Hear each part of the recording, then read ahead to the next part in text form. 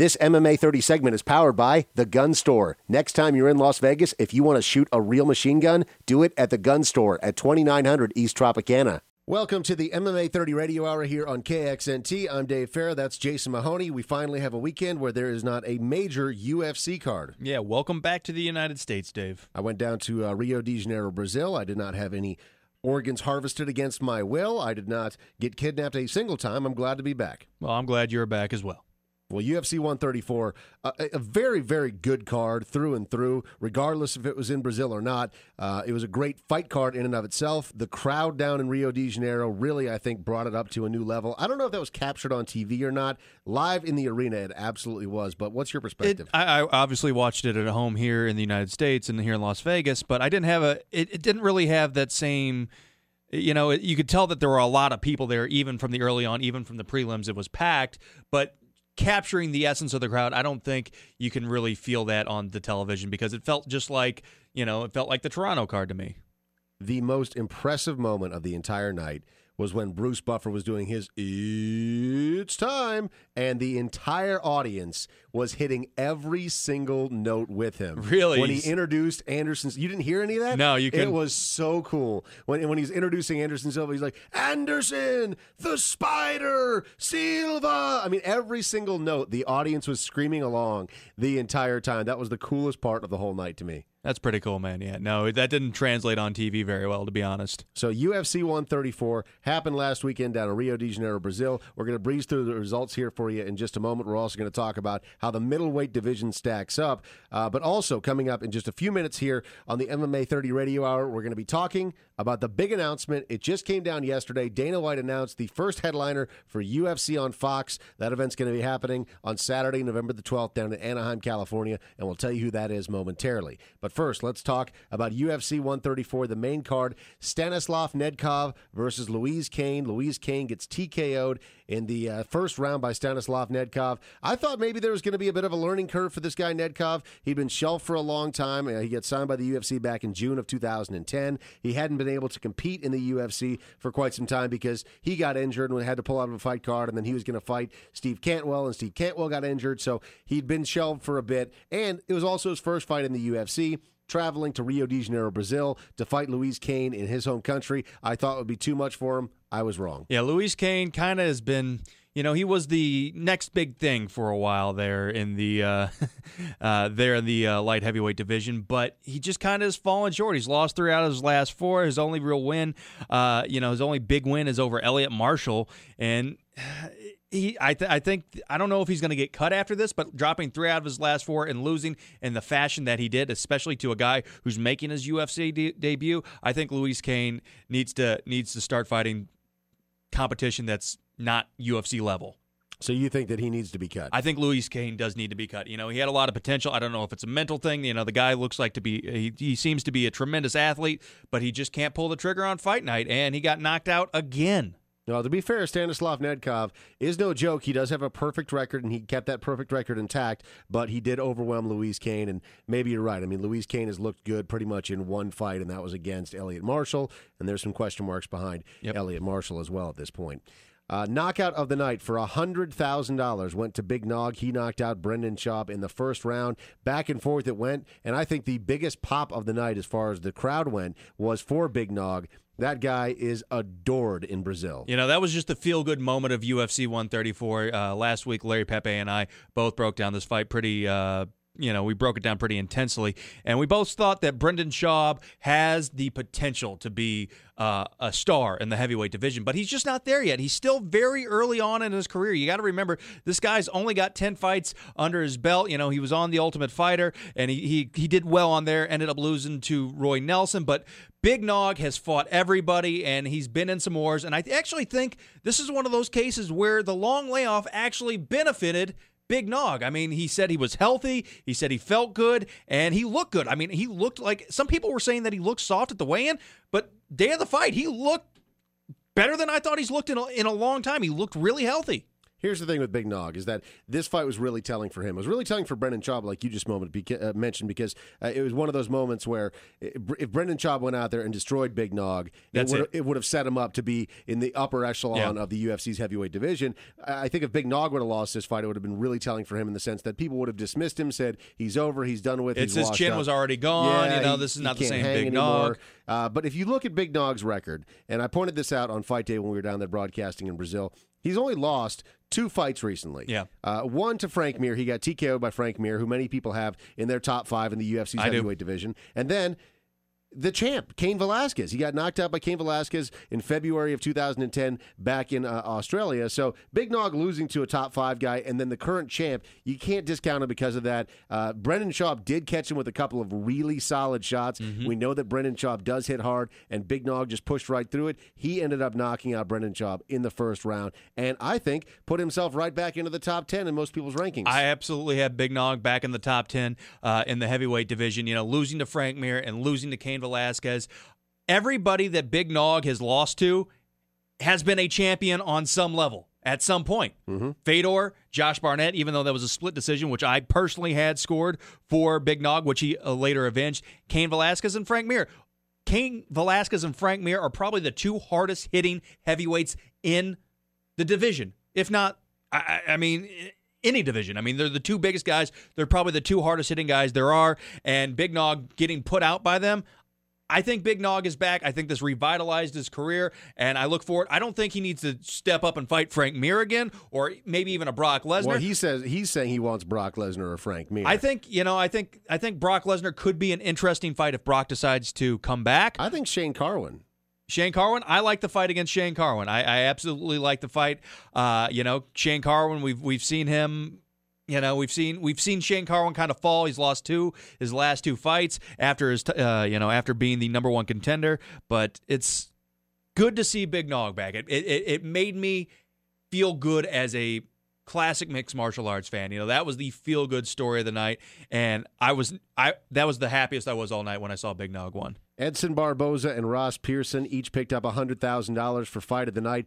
We mentioned it beforehand. This was going to be Fight of the Night going in, almost unquestionably. Yep. These 2 are both strikers. Ross Pearson lost the split decision. I thought it was razor close. I thought that Ross Pearson easily could have won that one. Edson Barboza tends to have a favorable style to the judges because he's so flashy. He throws all these big spinning wheel kicks and flying roundhouses and things like that. It's something that people notice, and they cheer really loudly when they see that style of fighting. Ross Pearson, I thought, was the gutsy, more aggressive fighter pushing forward. Ross was definitely pushing forward, and he was walking through a lot of those shots that Barboza threw, even though I think the telling part of that of that story and why Barboza ended up getting the win is because Barboza did drop Pearson. Even though Pearson got right back up, he did drop him momentarily. Pearson pushed back up and got forward and got on top of Barboza. If you look at nothing but the statistics, Pearson won that fight.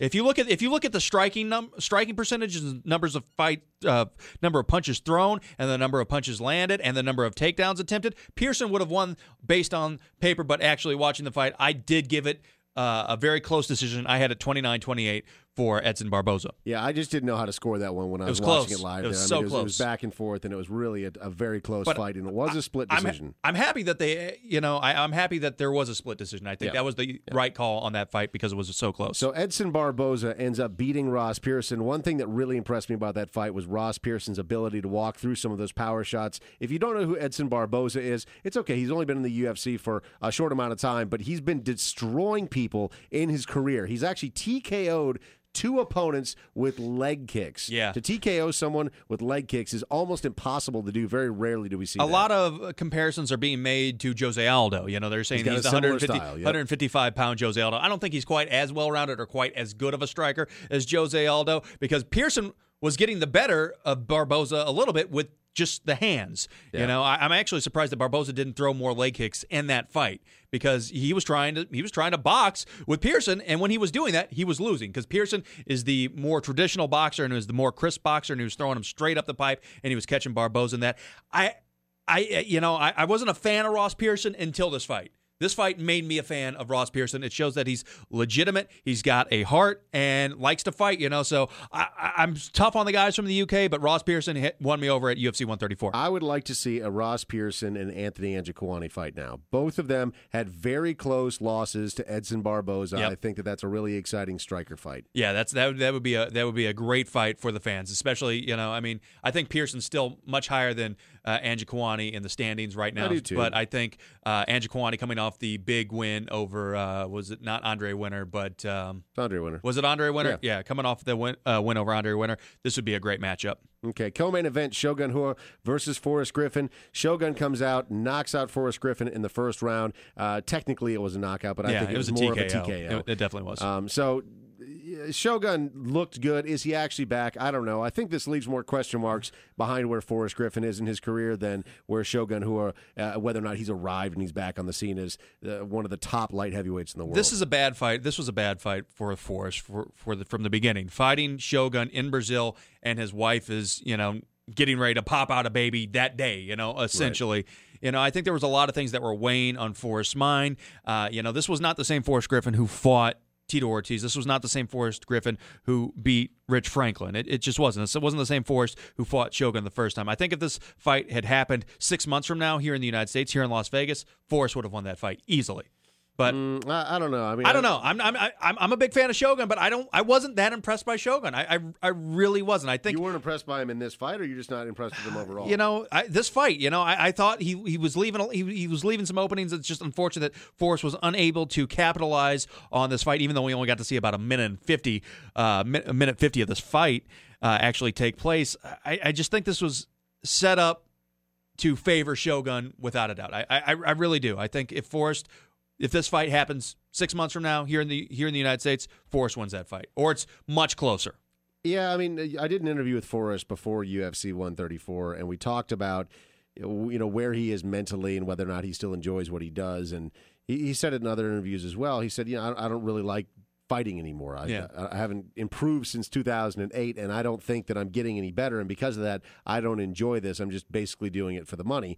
And a lot of people criticize him for that. I don't necessarily. I think people go through ups and downs in their careers, whatever it may be. And most people go to their job every day because they get paid to do it, not because they love it. So it's okay if he's not in love with fighting right now. You don't have to be so gung-ho about getting out there and getting punched in the face if you get paid exceptionally well to do it. Now, Forrest Griffin, I don't know if he's improved since 2008. I think that you could be hard-pressed to say, oh, he's absolutely getting better. This looks a lot more dynamic.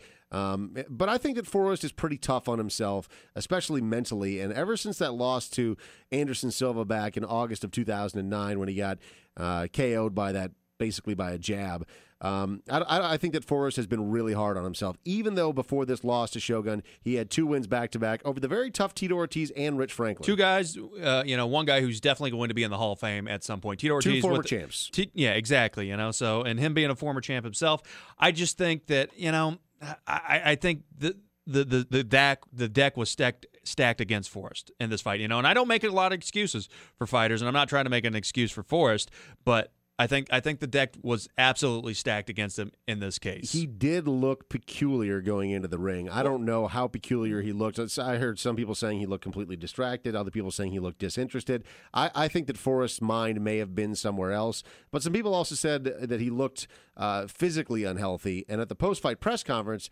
he made a comment about make sure that you bring everything that you need to Brazil because it's really hard to find Pepto-Bismol down here. I don't know if maybe there was some sort of sickness going on or some sort of ailment, but Forrest isn't really one to make excuses. So I'm not discounting Forrest Griffin just yet, but I'm not sure where you put him. The guys, John Anik, Chael Sonnen, and Franklin McNeil on MMA Live made a comment on Thursday about Forrest's choice of people that he was bringing to him to the fight. Mike Pyle, they're saying, where were his trainers? Where were his trainers? Why aren't his trainers there?